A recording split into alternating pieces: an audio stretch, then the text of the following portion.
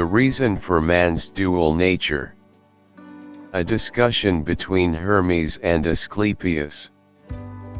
But I perceive, Asclepius, that you are anxious to know in what manner heaven and those who inhabit it can be the object of the aspiration and adoration of man.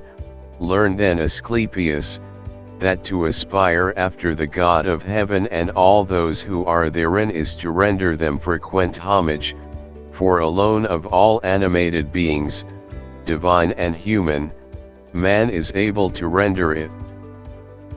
The admiration, adoration, praise, and homage of man rejoice heaven and the celestial inhabitants, and the choir of the Muses has been sent among men by the Supreme Divinity in order that the terrestrial world might not be without the sweet science of hymns, or rather that the human voice might celebrate him who only is all, since he is the Father of all things, and that the tender harmonies of earth might ever unite themselves with the celestial choirs.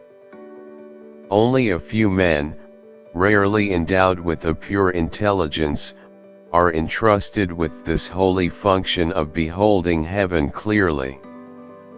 Those in whom the confusion of their two natures holds the intelligence captive under the weight of the body, are appointed to have communion with the inferior elements. Man is not then debased because he has a mortal part. On the contrary, this mortality augments his aptitudes and his power. His double functions are possible to him only by his double nature. He is constituted in such a manner that he can embrace alike the terrestrial and the divine.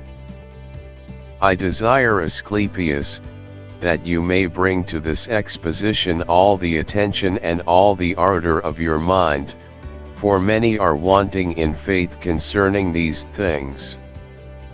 And now I am about to unfold true principles for the instruction of the holiest intelligences.